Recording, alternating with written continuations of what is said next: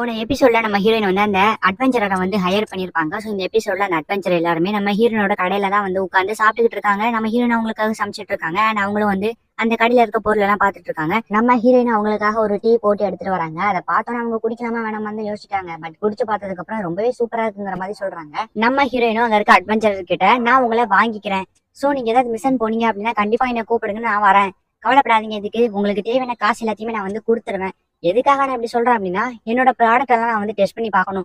So அதனாலதான் நான் இந்த மிஷனுக்கு உங்களோட வரேன்னு சொல்றேன். நான் ஆல்ரெடி உங்ககிட்ட சொன்ன மாதிரி நீங்க எவ்வளவு என்கிட்ட கேக்குறீங்களோ நான் அவ்வளத்தையும் பே பண்ணிடுறேன். ஏன்னா இந்த டீல் சம்பந்தமானு கேக்குறாங்க. அவங்க எல்லாருமே யோசிச்சு முடிவெடுத்துட்டு சம்பந்தம் அப்படின்னு சொல்லிட்டு நம்ம ஹீரோனோட அந்த டீலை வந்து மேக் பண்ணிடுறாங்க. நம்ம ஹீரோனும் அட்ராஸக்க வேற லெவல், இனிமே பணம் மழை கொட்ட போகுது அப்படின்னு சொல்லி யோசிக்கிறாங்க.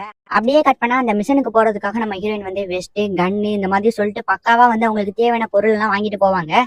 அடுத்த நாள் அட்வென்ச்சர் எல்லாமே ஒரு மிஷனுக்கு போறாங்க. நம்ம ஹீரோயினை இன்வைட் பண்ணிருப்பாங்க. நம்ம ஹீரோயின் வெஸ்ட் எல்லாம் போட்டுட்டு பயங்கரமா பக்காவா ரெடி ஆகி வந்திருக்காங்க. இப்ப நம்ம ஹீரோயின் இருக்கிறது ஒரு ஏன்சியன்ட் வேர்ல்டு. சோ இங்க வந்து காட்டுக்கு போறவங்க கிட்ட எல்லாம் பெருசா எந்த டூல்ஸுமே இருக்காது. அவங்க கையாலேயே செஞ்ச கத்தியும் அதுக்கப்புறம் சில கல்லை தான் வந்து ஆயுதமா மேக் பண்ணி வச்சிருப்பாங்க.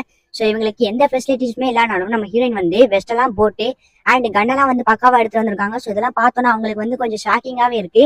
நம்ம ஹீரோயின் அவங்க கிட்ட இருக்க டூல்ஸை வச்சு அவங்களுக்கு தேவையான பொருள் எல்லாத்தையுமே கலெக்ட் பண்றாங்க.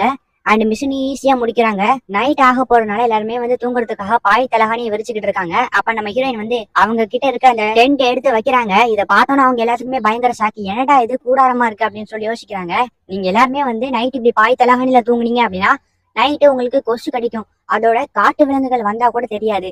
அதே நேரத்துல மழை பெஞ்சா கூட நீங்க வந்து எங்கேயுமே வந்து ஒதுங்க முடியாது. அந்த அளவுக்கு ஒரு டேமேஜான சிச்சுவேஷன். பட் இந்த டென்ட் உங்ககிட்ட இருந்துச்சுன்னா நிம்மதியா நீங்க நைட்டு ஃபுல்லா தூங்கலாம் அப்படின்னு சொல்லிட்டு ஒரு அட்வர்டைஸ்மெண்டே பண்றாங்க நம்ம ஹீரோயின். அதை பார்த்து அவங்க எல்லாம் பயங்கரமா ஷாக் ஆகுறாங்க. அதுக்கப்புறம் நைட்டு சாப்பாடு ரெடி பண்ணிட்டு இருக்காங்க. அப்ப ஒருத்தர் ரெண்டு காலையும் உரசி நெருப்ப பத்த வச்சுட்டு இருக்காங்க. என்ன சின்ன பிள்ளைத்தனமா இன்னும் இப்படியே நெருப்ப பத்த வச்சுட்டு இருக்கீங்க, நான் இப்ப பாருங்க அப்படின்னு சொல்லிட்டு நம்ம ஹீரோயின் லைட்டா வச்சு அந்த நெருப்பை ஆன் பண்ணி விடுறாங்க. அவங்க கலெக்ட் பண்ண செடியெல்லாம் திங்காம நம்ம ஹீரோயின் அவங்க கிட்ட இருக்க அந்த பேக்கட் ஐட்டம்ஸ் எல்லாம் வந்து சமைச்சு கொடுக்குறாங்க. கூடவே ஒரு ஸ்டவையும் எடுத்து வந்திருப்பாங்க. அதெல்லாம் சமைச்சு கொடுத்தோன்னா அவங்க சாப்பிட்டு பாக்குறாங்க. சாப்பிட்டு பார்த்துட்டு உண்மையிலேயே வந்து அந்த டேஸ்ட்ல மயங்கியே போயிடுறாங்க. பிகாஸ் அந்த வேலையில வந்து அவங்க இந்த மாதிரியான டேஸ்டியான ஃபுட்ஸ் எல்லாம் வந்து சாப்பிட்டு இருக்க மாட்டாங்க. அதுவும் இல்லாம அவங்களுக்கு வந்து ஒரு வேளை சாப்பிட்டா போதும் அப்படிங்கிற மாதிரி தான் இருப்பாங்க. சோ அதனால வந்து டேஸ்டியான ஃபுட்ஸ் எல்லாம் சாப்பிடணும் அப்படின்னு சொல்லிட்டு அவங்களுக்கு எந்த ரூல்ஸுமே கிடையாது. சாப்பிடுறதுக்கு ஃபுட்ஸ் இருந்தா போதும். சோ அதனாலேயே எப்படியே வந்து சாப்பிட்டு வளர்ந்துருப்பாங்க. பட் இந்த மாதிரியான டிஃப்ரெண்டான டேஸ்ட்டை சாப்பிட்டோன்னா ரொம்பவே சந்தோஷப்படுறாங்க.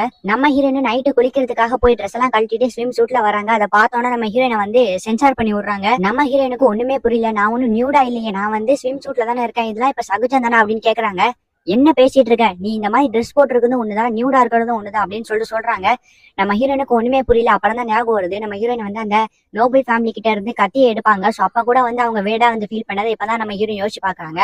சோ இந்த ஏன்சியன் டைம்ல வந்து அவங்க வந்து மாடர்னா டெவலப் பண்ணிருக்க மாட்டாங்க. சோ அதனால இவங்களால இதெல்லாம் அக்செப்ட் பண்ணிக்க முடியல. நம்மளும் வந்து இதுக்கேற்ற மாதிரி நடந்துக்கும் அப்படின்னு சொல்லிட்டு நம்ம ஹீரோயின் முடிவு பண்றாங்க.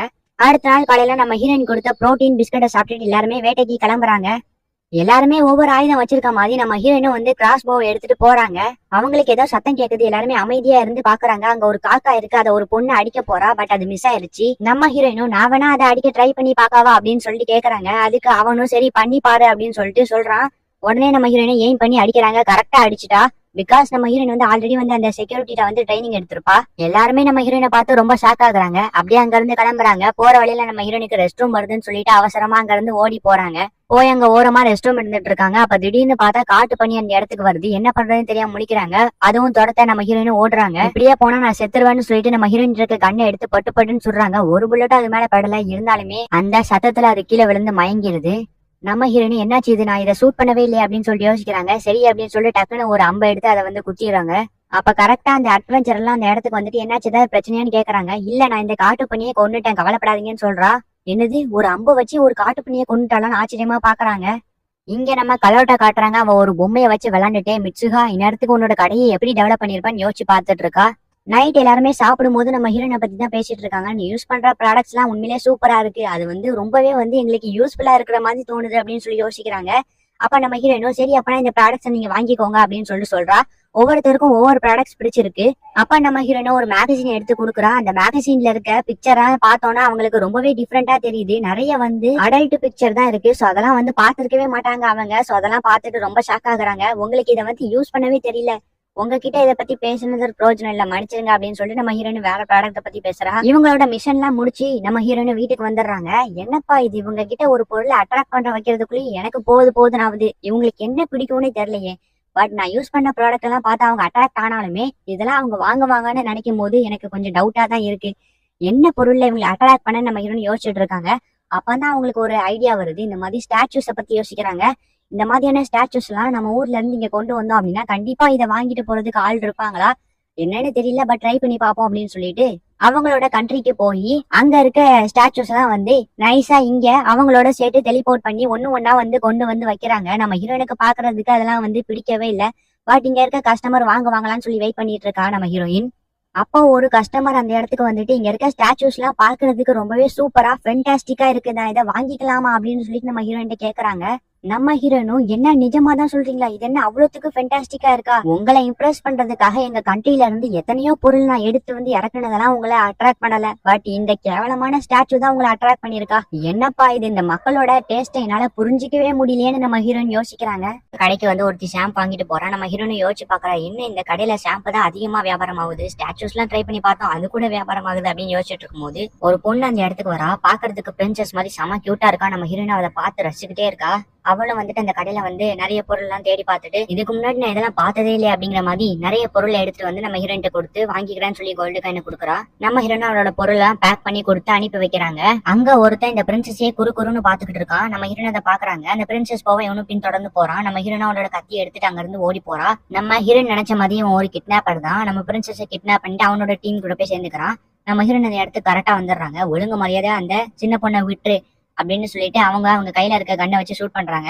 அதை பார்த்தோன்னு எல்லாருமே பயந்து போயிட்டாங்க. ஆமா, முதல்ல நீ யாரு அப்படின்னு சொல்லிட்டு கேக்குறாங்க. நம்ம ஹீரோனும் நான் தான் மெசேஞ்சர் அப்படின்னு சொல்லிட்டு சொல்றாங்க. அதுக்கப்புறம் நம்ம ஹீரோனும் கன் எடுத்து ஷூட் பண்றாங்க. அவனுங்களும் தப்பிச்சு ஓடும்போது கரெக்டா அந்த இடத்துக்கு சோல்ஜர்ஸ் எல்லாம் வந்துடுறாங்க. நம்ம பிரின்சஸை காப்பாடுத்து கொடுத்த நம்ம ஹீரோனுக்கு வந்து சோல்ஜர்ஸ் எல்லாம் வந்து தேங்க்ஸ் சொல்றாங்க. நம்ம ஹீரோயின் நைஸா எஸ்ஆர்லான்னு அப்படியே பின்னாடி போறாங்க. பார்த்தாங்க அந்த சோல்ஜர்ஸோட ஹெட் வந்துட்டு என்னோட பிரின்சஸை காப்பாத்துறதுக்கு ரொம்ப நன்றி, நீ மெசேஞ்சர் தானே, சரி எங்களோட வா அப்படின்னு சொல்லிட்டு நம்ம ஹீரோனை கூட்டிட்டு போறாங்க. ஐயோ, சும்மா பேச்சுக்கு மெசேஞ்சர்னு டைலாக் போட்டா இவனுங்க உண்மையிலே நம்பி என்ன கூட்டிட்டு போறானுங்களே அப்படின்னு நம்ம ஹீரோயின் வருத்தப்படுறாங்க. நம்ம ஹீரோயின் அங்க வந்துடுறாங்க. பார்த்தா இவங்களும் வந்து ஒரு நோபல் ஃபேமிலி தான். நம்ம ஹீரோனோட ஃபேமிலியை விசாரிக்கிறாங்க. நம்ம ஹீரோனும் ஒரு நோபல் ஃபேமிலில இருந்து வரதா வந்து சொல்றாங்க. அதுக்கப்புறம் உங்க கடையை எப்படி வைக்கிறீங்க அப்படின்னு சொல்லிட்டு கேட்டதுக்கு நம்ம ஹீரோனும் அந்த நோபல் ஃபேமிலி தான் எனக்கு இந்த கடையை செட் பண்ணி கொடுத்தாங்க அப்படிங்கிற மாதிரி சொல்றாங்க. அப்ப சரி, அப்ப என்னோட பிரின்சஸை காப்பாத்தி கொடுத்ததுக்கு ரொம்ப நன்றி. அண்ட் என்னோட பிரின்சஸ் எப்பனாலும் உங்க கடைக்கு வரலாம் அப்படிதானே அப்படின்னு சொல்லிட்டு அந்த லீடர் கேக்குறாரு. அதுக்கு நம்ம ஹீரோனும் ஆமா வரலாம் அப்படின்னு சொல்லிட்டு சொன்னோன்னே பிரின்சஸும் ரொம்ப சந்தோஷப்படுறாங்க. ஆனா என்னோட பொண்ணு ரொம்ப சேட்டை பண்ணுவாளே, உன்னோட கடைக்கு வந்தா பரவாயில்லையா அப்படின்னு சொல்லி கேட்க பிரின்சஸும் இல்ல நான் அப்படிலாம் சேட்டை பண்ண மாட்டேன் அப்படின்னு சொல்றா.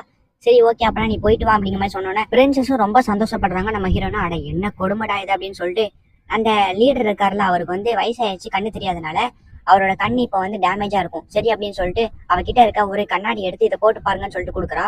அதை போட்டு பார்த்தா அவங்களுக்கு கண்ணு சூப்பரா தெரியுது. பக்கத்துல இருந்த விசிட்டர்ட்டையும் கொடுத்துட்டு அந்த கண்ணாடியை போட்டு பார்க்க சொன்னோன்னா 2 பேருமே போட்டுட்டு செம ஷாக் ஆகுறாங்க. இங்க பாருங்க பாஸ், முதல்ல யோசிக்காம இந்த கண்ணாடி அவகிட்ட இருந்து வாங்கிருங்க அப்படின்னு சொன்னோன்னா நம்ம ஹீரோயின் சந்தோஷப்படுறாங்க. நம்ம பிளான் சக்சஸ் ஆயிட்டு அப்படிங்கிற மாதிரி நம்ம ஹீரோயின் இங்க வந்ததுக்கு அட்லீஸ்ட் ஒரு கண்ணாடியாவது விற்க முடிஞ்சு அப்படின்னு மனசு சந்தோஷப்படுத்திக்கிறாங்க. அப்படியே கட் பண்ணா இங்க அந்த கிங்கும் அட்வைசரும் பேசிட்டு இருக்காங்க. நம்ம ஹீரோயினை பத்தி தான் பேசிட்டு இருக்காங்க. என்ன அப்படின்னா நம்ம ஹீரோயின் என்னதான் நல்ல பொண்ணா இருந்தாலும் அவனோட பிரின்சஸை காப்பாத்தி இருந்தாலுமே அவன் மேல எனக்கு சந்தேகமா இருக்கு. அவ வச்சிருக்க பொருள்லாம் இந்த உலகத்திலே கிடைக்காத ஒரு பொருள், அவகிட்ட அது எப்படி கிடைக்குது, அதை நம்ம கொஞ்சம் வாட்ச் பண்ணணுமே. சரி நீ அந்த பொண்ணை நீ ஃபாலோ பண்ணிக்கோ அப்படிங்கிற மாதிரி அந்த அட்வைசர் கிட்ட நம்ம கிங் சொல்றான். சரி அப்படின்னு சொல்லிட்டு அந்த அட்வைசரும் சொல்றான். அடுத்த நாள் காலையில நம்ம ஹீரோனோட கடைக்கு சில பேர் வராங்க.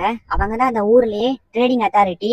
சோ அவங்க வந்து நம்ம ஹீரோயின் கிட்ட ஒழுங்கு மரியாதையா உன்னோட கடையை காலி பண்ணிட்டு போயிரு, அண்ட் நீ இந்த கடையில இருக்கிற பொருள் எல்லாம் எங்க வந்து வாங்கி நீ வந்து யூஸ் பண்ற விக்கிற அப்படிங்கறத நாங்க தெரிஞ்சுக்கணும். ஸோ அதையும் வந்து ஒரு டீட்டெயில்ஸ்ல எழுதி கொடுத்துட்டு இந்த கடையை எங்க கிட்ட ஒப்படைச்சிட்டு இங்க இருந்து கிளம்பிடு அப்படின்னு சொல்லிட்டு அவங்க சொல்லிட்டு போறாங்க. நம்ம ஹீரோனும் சரி ஓகே, நாளைக்கு இந்த கடைக்கு மறுபடியும் வாங்க, நான் அவங்க கிட்ட எல்லாத்தையும் சொல்றேன், எல்லாத்தையும் ஒப்படைச்சிடுறேன், எனக்கு ஒரு நாள் டைம் கொடுங்க அப்படின்னு சொல்லி நம்ம ஹீரோனை அவங்களை அனுப்பி வைக்கிறாங்க. நம்ம ஹீரோனுக்கு அவங்க மேல சந்தேகமா இருக்கு. ஸோ அதனாலதான் நம்ம ஹீரோனு எனக்கு கொஞ்சம் டைம் வேணும் அப்படிங்கிற மாதிரி அப்புறமா வாங்கன்னு சொல்லி அனுப்பி வச்சிருப்பா. பார்த்தா நம்ம ஹீரோனோட கடைக்கு பிரின்சஸ் விளையாட வருவா. சரி அப்படின்னு சொல்லிட்டு நம்ம ஹீரோனு பிரின்சஸும் வந்து இன்னைக்கு ஃபுல்லா நம்ம என்ஜாய் பண்ண போறோம் அப்படின்னு சொல்லிட்டு பிரின்சஸ் சொல்ல நம்ம ஹீரோனு வேற வழி இல்ல, இவ கூட தான் வந்து என்ஜாய் பண்ணி ஆகணும் அப்படிங்கிற மாதிரி அவகிட்ட இருக்க குட்டி டிவி எடுத்து அதுல வந்து படத்தெல்லாம் போட்டு காட்டு 2 பேருமே வந்து விளையாடுறாங்க. ஆல்ரெடி அந்த கிங் சொன்ன மாதிரி நம்ம பிரின்சஸ் ரொம்ப சேட்டை பண்றா. நம்ம ஹீரோனு வேற வழி இல்ல அப்படின்னு சொல்லிட்டு இவளை எப்படியா நான் தான் சமாளிச்சாகணும் அப்படிங்கிற மாதிரி சமாளிக்கிறா. அப்படியே கட் பண்ணா அந்த ட்ரேடிங் அத்தாரிட்டில இருந்து மறுபடியும் வந்திருப்பாங்க. என்ன உன்னோட கடை எனக்கு தா, சீக்கிரமா தா. ஆமா இந்த பொண்ணு யாரு, இவளும் உன் கூட வேலை பாக்குற பொண்ணா அப்படிங்கிற மாதிரி சொல்லிட்டு இருப்பான். கரெக்டா அந்த இடத்துக்கு சோல்ஜர்ஸ் வந்துருவாங்க. நம்ம ஹீரோனும் ஆமா இவன் தான் என்ன கடையை மிரட்டி என்கிட்ட இருந்து வாங்குறான், அதோட இந்த குட்டி பிரின்சஸையும் தேவையில்லாம அம்பளுக்குறான் அப்படிங்கிற மாதிரி சொன்னோன்னே அங்க இருக்க சோல்ஜர்ஸ் எல்லாம் அந்த ட்ரேடிங் அத்தாரிட்டி லீடரை பார்த்து உன்னாலதான் இந்த ஊர்ல வியாபாரமே ஆக மாட்டேங்குதா, எல்லா கடைக்கும் போய் இப்படி உன்னோட வேலையை காட்டிடுற, ஒரு வழியா எங்க கிட்ட மாட்டிக்கிட்ட, இவ்வளவு நாள் எங்க கண்ணுல மண்ணை தூவி தப்பிச்சுக்கிட்டு இருந்த, இப்போ நல்லா மாட்டிக்கிட்ட பத்தியா, உன்னை இப்பவே அரண்மனைக்கு கூட்டிட்டு போய் நீ செஞ்ச தப்புக்கெல்லாம் தண்டனை வாங்கி கொடுக்கறேன். இதுக்கு எல்லாமே காரணம் இந்த குட்டி பொண்ணுதான், இவதான் பிரின்சஸையும் காப்பாத்தினா, இப்போ உன்னையும் மாட்டி கொடுத்துருக்கா அப்படிங்கிற மாதிரி அந்த சோல்ஜர் சொல்றான். அந்த ட்ரேடிங் அட்டாரிட்டியும் என்ன நீனா அப்படின்னு சொல்லிட்டு பாக்குறான். அப்படியே அவனையும் அந்த அரண்மனைக்கு போய் கிங்கி கிட்ட ஒப்படைச்சிருவாங்க. அப்புறம் அந்த பிரின்சஸையும் கிங்க கூட்டிட்டு போறாரு. பட் நான் போக மாட்டேன் அப்படின்னு சொல்லி அவளும் பயங்கரமா கத்தி அழுவுறா. எப்படியும் அவளை கூட்டிட்டு போயிடுறாங்க. அப்படியே இங்க அரண்மனை தான் கட்டுறாங்க. நம்ம கிங்கும் அந்த அட்வைசர் கிட்ட எவ்வளவு நாள் நம்ம இவனால எவ்வளவு கஷ்டத்தை அனுபவிச்சிருக்கோம், நம்மளுக்கு வர வேண்டிய லாபத்தெல்லாம் இவன் தான் இந்த ஊர்லயே நிறைய கடையில போய் இப்படி கெடுத்துக்கிட்டு இருந்தான், ஒரு வழியா இவனையே அந்த பொண்ணு பிடிச்சு கொடுத்துட்டா. அண்ட் இந்த பொண்ணு சந்தேகப்பட்டதா என்னன்னே தெரியலையே, கொஞ்சம் வித்தியாசமா இருக்காளே அப்படிங்கிற மாதிரி இவங்க பேசிட்டு இருப்பாங்க. அடுத்த நாள் நம்ம பிரின்சஸ் மறுபடியும் கடைக்கு நம்ம ஹீரோனும் பிரின்சஸும் படம் பார்த்து விளையாண்டுட்டு இருப்பாங்க. அப்ப கரெக்டா அந்த இடத்துக்கு கஸ்டமர் வரதை பார்த்தோன்னே அந்த பிரின்சஸ் மூஞ்சில அவ்வளவு பயங்கரமான ஒரு கோவம் தெரியும். அதை பார்த்தோன்னா கஸ்டமரே தெரிச்சு ஓடிடுவாங்க. அடுத்த சீன்ல நம்ம ஹீரோனும் இந்த மாதிரி நம்ம கண்ணாடி பிசினஸ் பண்ணா என்ன, பெசாட்டி நான் கண்ணாடியை கொண்டு இங்க விற்க போறேன் அப்படிங்கிற மாதிரி யோசிச்சுட்டு இருக்கா. அப்ப திடீர்னு ஒரு பொண்ணு சீக்கிரமா வாங்க, ஒரு முக்கியமான விஷயம் அப்படின்னு சொல்லிட்டு நம்ம ஹீரோனை கூப்பிடுறா.